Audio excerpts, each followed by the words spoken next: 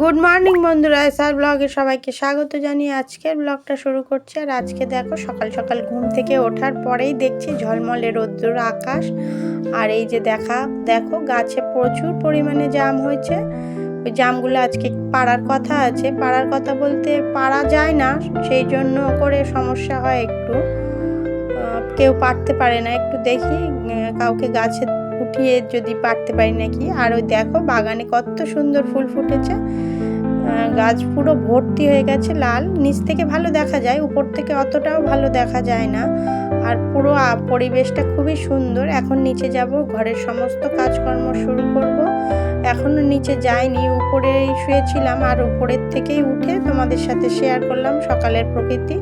দেখো চা নিয়ে বসে পড়েছি, চা খেয়ে নেবো, তারপরে ঘরের সমস্ত কাজকর্ম করে নেব। দেখো বন্ধুরা, মাছ টাছ কেটে নিয়েছি আর ঘরের সমস্ত কাজ কমপ্লিট। ছোট মেয়েকে স্কুলে পাঠিয়ে দিয়েছি। আর সকালে রান্না করেছিলাম চিচিঙ্গে ভাজা, আর ছোট মেয়ের জন্য ডিম ভাজা করে রেখেছি, কেননা ও চিচিঙ্গে ভাজা খাবে না, ওই জন্য করে এইটুকু রয়েছে সকালে খাওয়ার পরে।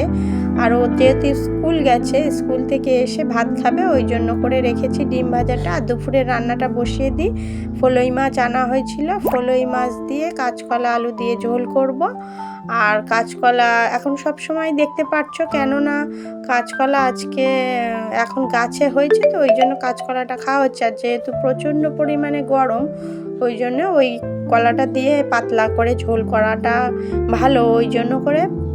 আর আমার শ্বশুরমশাই যেহেতু ফলই মাছ খেতে ভালোবাসেন, ওই জন্য করে ফলই মাছটাই বেশিরভাগই আনা হচ্ছে। আর বাচ্চারা যেহেতু খাবে না, ওদের জন্য একটু সকালে যেহেতু ডিম খেয়েছে, আগের দিন ডিম খেয়েছে, ওই জন্য আর ডিম করব না, ওদের জন্য একটু সয়াবিন আলুর তরকারি করব। আর তাছাড়া আমার শাশুড়ি মায়ের তো একাদশী, একটু সয়াবিন আলু যদি নিরামিষ তরকারি করি উনিও খেতে পারবেন, ওই জন্য মনে করে সয়াবিন আলুর তরকারি করছি।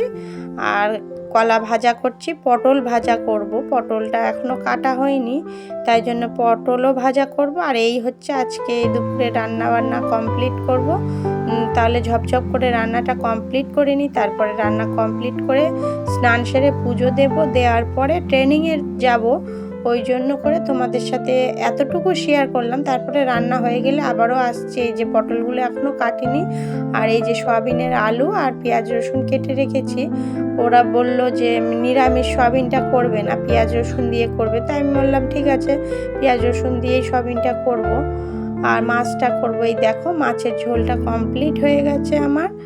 আর আমার শাশুড়ি মা নিরামিষ বলতে ওই পটল আলু ভাজা খাবে, আর ওই ইয়ে করব, উনি একটু আমটাম দিয়ে খেয়ে নেবে, ওই জন্য আর আলাদা কিছুই রান্না করলাম না। তাহলে আমার রান্না বান্না কমপ্লিট বন্ধুরা। আর একটু ডাল সিদ্ধ দিয়েছিলাম, উনি আসার পরে বলেছিল ডাল সিদ্ধ করার কথা, তাই জন্য ডাল সিদ্ধ দিলাম।